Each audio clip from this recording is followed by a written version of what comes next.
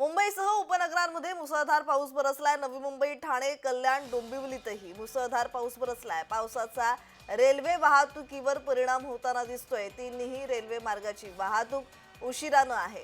त्याचबरोबर तिन्ही मार्गावरील रेल्वे वाहतूक 5 ते 10 मिनिटं उशिरा आहे।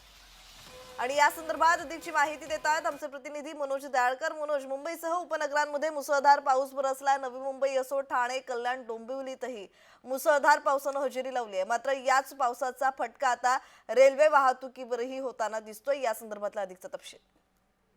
नक्कीच प्रज्ञा, आपण बघितलं यंदा पावसाने लवकर हजेरी ही राज्यामध्ये लावलेली आहे आणि यामुळे आपण बघितलं तर सर्व नागरिकांमध्ये आनंद देखील आहे, कारण की उन्हाळ्यापासून नागरिकांना कुठेतरी जरासा आराम भेटलेला आहे। पण या ठिकाणी आपण बघितलं कालपासून पावसाने जोरदार हजेरी ही मुंबई आणि मुंबई उपनगरामध्ये लावलेली आहे। कालपासून रिमझिम पाऊस देखील पडत काही भागामध्ये पडत आहे, पण आपण या ठिकाणी बघितलं यामुळे आज देखील सर्व पाऊस आपल्याला आणि आठवड्याचा पहिला दिवस आहे, सोमवार आहे, सगळे नागरिक एक कामावरती जात असतात आणि तिकडे कुठेतरी नागरिकांची तारंबळ देखील लागली आहे, कारण की रेल्वे सेवा या कुठेतरी 5-10 मिनिटं उशिराने धावत आहेत आणि आपण या ठिकाणी बघितलं नाले सफाई देखील झालेली आहे, त्यामुळे मोठा टॅक्स हा महानगरपालिकेला देखील असणार आहे।